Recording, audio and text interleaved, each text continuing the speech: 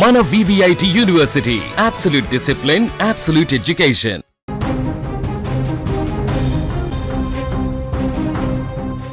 అల్లూరి సీతారామరాజు జిల్లాలో ఘోర కలకలం రేగింది. భరోసా పార్టీ వ్యవస్థాపకుడు పాస్టర్ అభినయ్ దర్శన్ పై గుర్తు తెలియని దుండగులు అత్యంత దారుణంగా దాడికి తెగబడ్డారు. గిరిజన ప్రాంతాల్లో పర్యటిస్తున్న నాయకుడిని టార్గెట్ చేస్తూ గుర్తు తెలియని వ్యక్తులు అటాక్ చేశారు. కారును అడ్డుకొని మత ప్రచారం చేస్తున్నారంటూ అడ్డగోలుగా నిందలు వేస్తూ కర్రలు, పదునైన ఆయుధాలతో ఒక్కసారిగా విరుచుకుపడ్డారు.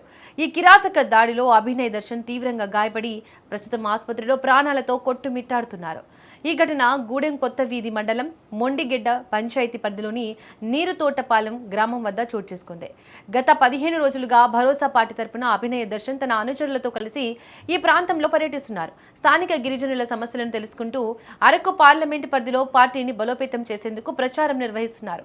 ఈ క్రమంలోనే నీరుతోటపాలెం వద్ద ఉన్న ఒక ప్రార్థనా మందిరంలో బస చేసిన అభినయ తన అనుచరులు కిరణ్, జార్జ్, సుదర్శన్లతో కలిసి కారులో చింతపల్లికి బయలుదేరారు. అయితే ముందే పక్కా ప్లాన్తో వేచి ఉన్న 6 గుర్తు తెలియని దుండగులు ముసుగులు ధరించి ఒక్కసారిగా కారును అడ్డుకున్నారు. పొలిటికల్ పార్టీ పేరుతో మత ప్రచారం చేస్తున్నారంటూ నానా హంగామా సృష్టించారు. కారు అద్దాలను ధ్వంసం చేస్తూ లోపల ఉన్న వారిపై అటాక్ చేశారు. ఈ పెనుదాడిలో కిరణ్, జార్జ్, సుదర్శన్లు అదృష్టవశాత్తు చిన్నపాటి గాయాలతో బయటపడినప్పటికీ అభినయ దర్శన్ను మాత్రం దుండగులు అత్యంత క్రూరంగా గాయపరిచారు. తీవ్ర రక్తస్రావంతో పడిపోయిన ఆయనను స్థానికులు, అనుచరులు హుటాహుటిన చింతపల్లి ఏరియా ఆసుపత్రికి తరలించారు. తాము కేవలం గిరిజనుల కష్టాలు తెలుసుకోవడానికే వచ్చామని, గత 2 నెలలుగా అరకు ప్రాంతంలో శాంతియుతంగా ప్రచారం చేస్తున్నామని క్షతగాత్రులు ఆవేదన వ్యక్తం చేశారు.